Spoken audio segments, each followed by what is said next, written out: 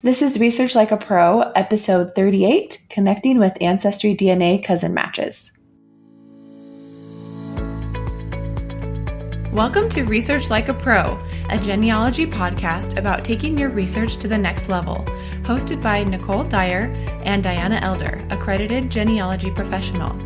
Diana and Nicole are the mother-daughter team at FamilyLocket.com and the creators of the Amazon best-selling book, Research Like a Pro, A Genealogist's Guide. I'm Nicole, co-host of the podcast. Join Diana and me as we discuss how to stay organized, make progress in our research, and solve difficult cases. Let's go. Hi, everyone. Welcome to the show. I'm Nicole Dyer, co-host of the Research Like a Pro genealogy podcast. I'm here with accredited genealogist and my mother, Diana Elder. Hi, Diana. How are you? I'm doing great. Thank you. So what are we talking about today? Today is all about DNA, and we're going to talk about connecting with your DNA cousins. And we have kind of a fun story from when I connected with a cousin a couple of years ago. I can't wait. Our review today is from Melissa in Phoenix. She left this review on Stitcher, and it says, "My new favorite genealogy podcast, listening and re-listening to soak up every tidbit." So thanks, Melissa. All right, let's dive in. So what are we going to talk about? Well, I want to talk about 3 tips for connecting because I think that this is something we all kind of worry a little bit about. You know, when we look at our matches, our match lists on the websites, it's such an anonymous thing. Mm-hmm. People don't use their real names or they don't put a picture up, and you just kind of wonder who is it out there and sending messages out to Never Never Land and wondering if you're ever going to get a reply back. So I had a really positive experience with my cousin Patty the summer of 2017. And as I was thinking about it, I just came up with some tips that I thought maybe could be helpful to our listeners. So we're basically talking about emailing our cousin matches? Yeah, not only emailing them, but other things that we can do as we are reaching out to cousins. Okay, good. I've been working on this. I've been emailing a bunch of cousin matches, so I'm excited to hear your tips and share any thoughts that I have too. Great. All right. So what is the first tip? Okay, so first of all, you have to actually do something reaching out to your DNA matches. I think what we have all discovered is that there are tons of people who are testing, maybe just out of curiosity or because someone gave them a test for Christmas and they thought it would be fun. I know in our family, we did that. All of our children gave them tests and they've tested, and they're not doing anything with their tests except for you, Nicole, of course. But the other children in our family, their tests are just sitting out there. I think I'm the administrator of most of them, and they're not doing anything with them. You know, I'm not actively administrating anything with theirs because obviously I have the same matches and my husband has the same matches. So just keep in mind that a lot of the people who have tested really don't care about genealogy. They wanted to get their ethnicity. They wanted to see how many centimorgans they shared with their parents or their brother and sister or whatever. And so we're going to have to be a little bit careful, a little bit tricky, a little bit interesting in the way we approach them. Yeah, that's a good point. I've heard a couple of speakers talk about that and just say, if you let people know that you're trying to solve a mystery and just kind of give them that little teaser of like what the mystery is, it kind of helps them to want to respond to see if they could help at all. Like, okay, if I can give you my parents' or grandparents' names and it will help you solve this interesting mystery, then maybe I'll do it. Yeah, I think that we just have to maybe experiment with a few different things and see what works best for us. One of the things that I've been hearing from the experts, Nicole and I are both listening to a lot of talks from the DNA experts and getting such great points, is that you want to ask them just simply to reply and say, yeah, I got your message. You know, don't overwhelm them with something like, I see that we match and we have 53 centimorgans in common, and that's on this chromosome, you know, things that they're totally not going to get. And even if we go too much into genealogy, you know, saying, well, you're my second cousin once removed or my third cousin, you know, giving them all these things that may scare them off because they don't know anything. And they don't want to act dumb and say, oh, I haven't a clue what you're talking about. So maybe if we just say, hey, we're a match. I'd love to reach out and get to know you a little bit. Ask them something super simple like, what's your name? And I'd love to hear from you and see if you get anything. And then once you start getting a conversation going, or at least get them to reply, then you have something you can put in your spreadsheet, right? So that's what I like to do is I have a spreadsheet to track my matches. But the cool thing is we now have some capabilities on the websites to write our notes right on their details page of their match. But I'm kind of a spreadsheet person. I like to keep my own columns, and I like to have things like the date I emailed them, the date they emailed me back. There's all sorts of different things that you can put in your spreadsheet and then look at it really easily. So for me, that makes it a little bit easier for me to track everything. Plus, it's really searchable. I can search by all sorts of things once it's in a spreadsheet. Yeah, I love spreadsheets.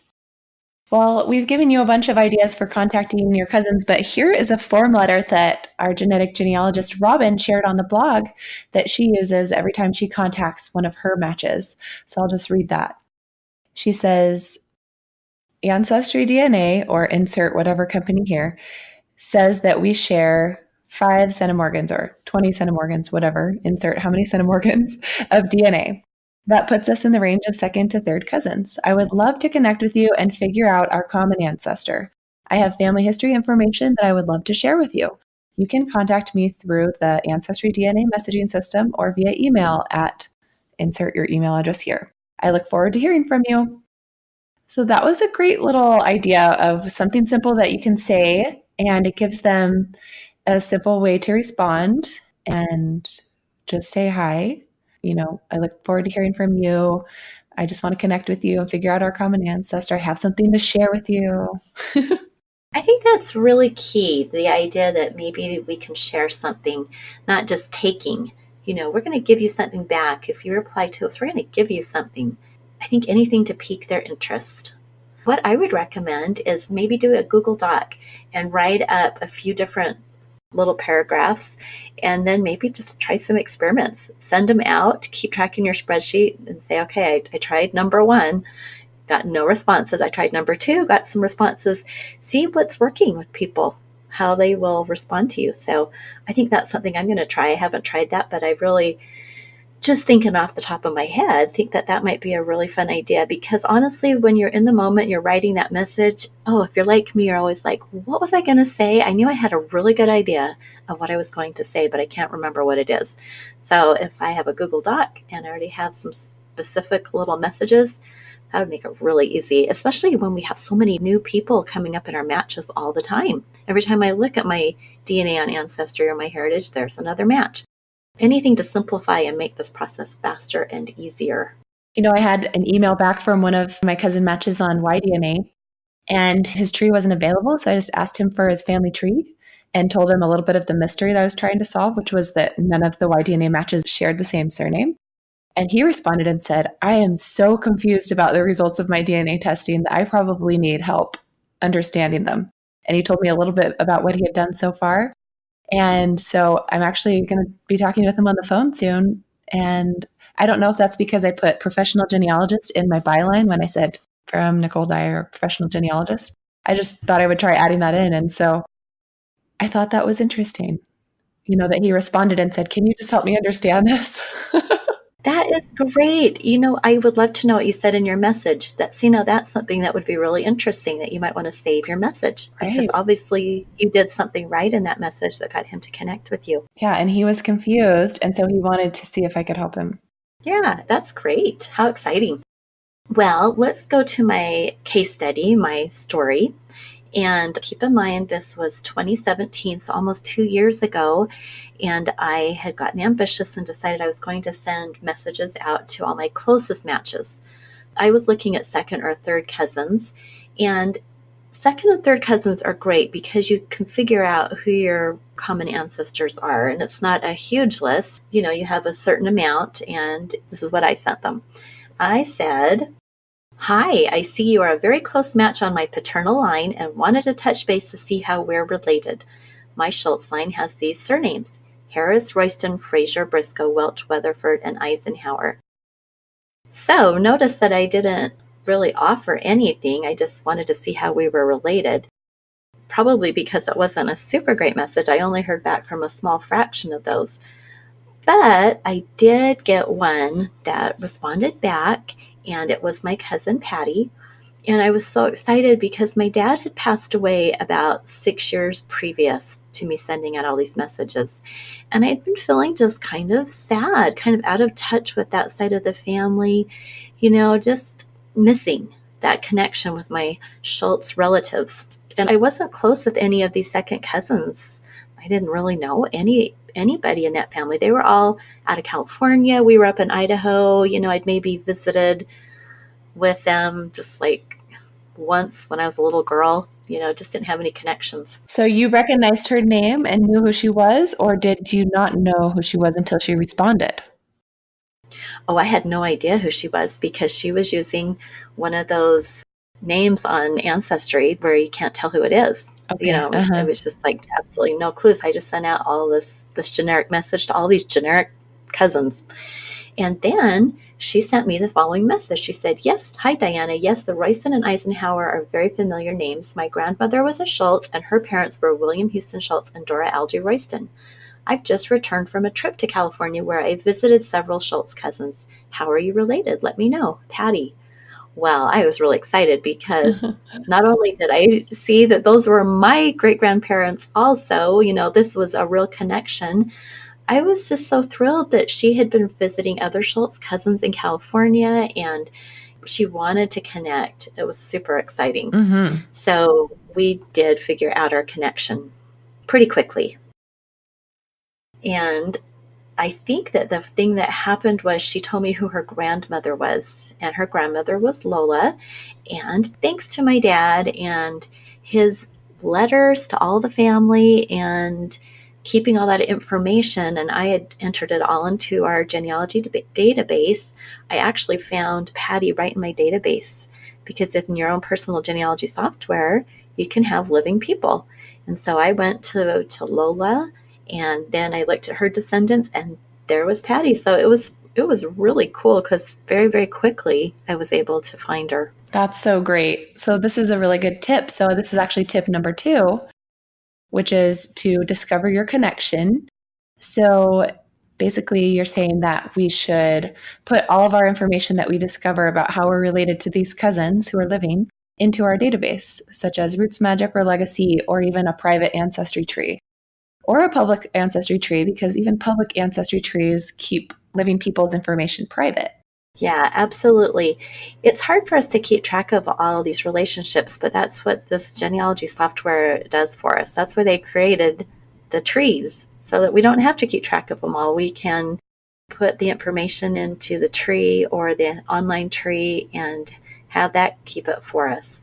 Yeah, that is one of the obstacles that I'm encountering right now as I'm working on an autosomal DNA project for my husband's side, is that I don't have all of the living cousins information in a program. So I have to keep contacting people and being like, who is this cousin? And how are you related to this person? So maybe what I need to do is just sit down with my father-in-law and have him help me build out a tree that shows all of his cousins. Yeah, that actually would be really helpful. And maybe get everybody in the family involved in it. Everybody knows somebody different, right?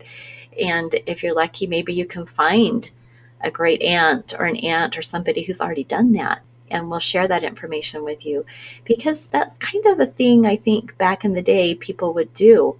They would say, okay, I want to keep track of all the nieces and nephews and all the cousins. And if they had that genealogy bone in their body, they would try to build this database of all the living family. And I don't know that we do that so much anymore. Well, it's becoming really important now that we have so many DNA matches that we need to figure out how they're related. Yes. So yeah, I think that's a really important part of this whole DNA match sorting, is having your living family members in your software program or in your tree. Yep. Trying to figure them out. Absolutely. So, I was really lucky because I did find Patty quickly, and I found that her grandmother was Lola. I knew exactly where she was. I was able to pinpoint her as a second cousin. The centimorgans matched, it was pretty easy to figure her out.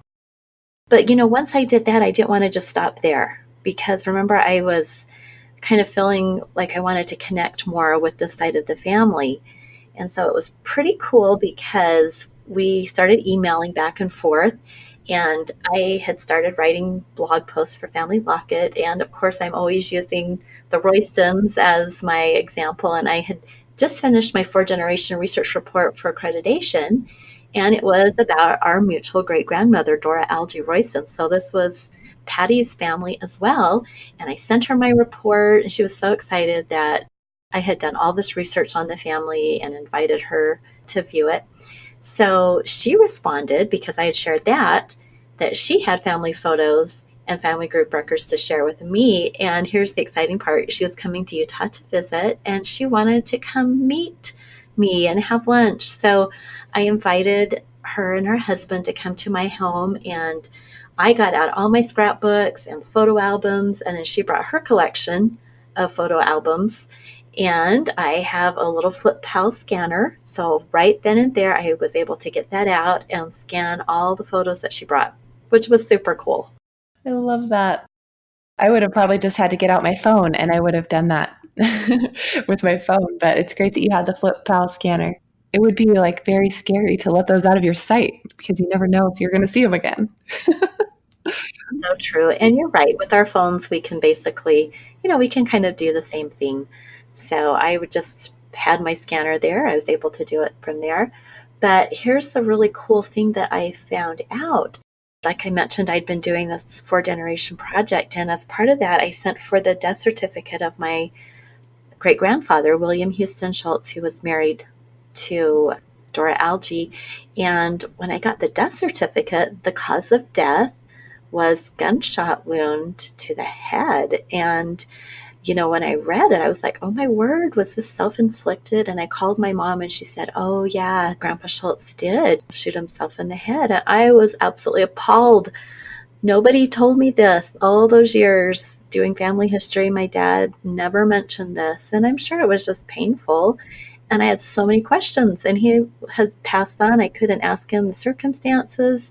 I didn't know anything. And so when Patty came, I asked her about it, and she had the note that he left because he had been living with her grandmother, Lola, and he had sent a note that talked about how he was in so much pain from his arthritis, and he had led a good life, and all the children were raised on their own, and he felt it was time for him to go. So I was able to get some closure on that, which for me was just a huge blessing because it had really bothered me not understanding the story and not knowing. Wow. So not only did I see Patty, but I kind of closed the circle on an ancestor's life. These cousins you never know what they have in their possession, what has been passed down to them. So, wow, what a great way to find that out by connecting over the DNA and then meeting up and sharing what you have. Yeah, absolutely. And she had some pictures that I didn't have. I think sometimes I think we have all the pictures in the family, and then we meet a cousin and they have a whole different collection of photos. So I got new photos and new information. It was really great. And the other great thing was Patty had emails and phone numbers of other cousins that I didn't have, other second cousins. It kind of has helped me to make connections with other people who've done DNA testing because now I figured out who they are. So, it's kind of like one of those things, it just keeps spreading and getting better and better. Yeah, collaboration is just wonderful. All right, let's review the 3 tips that we went over. So the 3 tips for connecting with your DNA cousins are, number 1, reach out to your DNA matches and try using different emails and see which ones work best. Tip number 2 was discover your connection. See how you're related to these living relatives and maybe start keeping a better family tree or pedigree in your personal software program or database that shows all of your living relatives. And number 3, get ready to share. What information would your cousin appreciate seeing? Photos, stories, letters that have been passed down that only you have. And then if you get to meet up, that would be fun, but you can also just share online. And as we were talking about this section, I remembered a new scanning app that I learned about at Roots Tech called Photomyne. And it allows you to use your smartphone to scan pictures from photo albums. You just take a picture of it with your phone and it helps you to get it looking good. So if that's all you have is your smartphone, you can use this app to help you scan those pictures that you see when you meet up with your cousins or whenever you're at a cousin's house, or you just have a time when you want to scan something with your phone. So that is Photomyne, and I will put a link to it in the show notes. That's great. It makes it so easy. Amazing tools that we have now to share. Yeah, it is. I just had a meeting with a client last week, and he had brought all of his file folders, and I wanted to have all of those documents scanned, but he didn't really know how to scan them. So I just took pictures of everything with my phone. And I'm so glad I did, because now I'm going through and making a timeline with everything that all the documents that he had gathered. And he had a lot of good things. And it would be a lot harder to do this research project without building on his past research. So I'm glad I did that. Yeah. And you don't want to redo his research. Oh. You want to make sure you're using what he's done. Yes. All right. Well, that was a fun episode. We are excited to talk more about DNA next week as well. So tune in next Monday and we'll have a new episode all about the new Ancestry DNA tools and some of the old favorites that we have from Ancestry DNA. So we'll see you guys next week. All right. Bye-bye, everyone. Thank you for listening to Research Like a Pro with Diana Elder, accredited genealogy professional, and Nicole Dyer. We hope that something you heard today will help you make progress in your own genealogy research. If you like what you heard, please leave us a review on iTunes or Stitcher, or visit our website, familylocket.com, to contact us. You can find our book, Research Like a Pro, A Genealogist Guide, on Amazon.com and other booksellers. We hope you'll start now to research like a pro.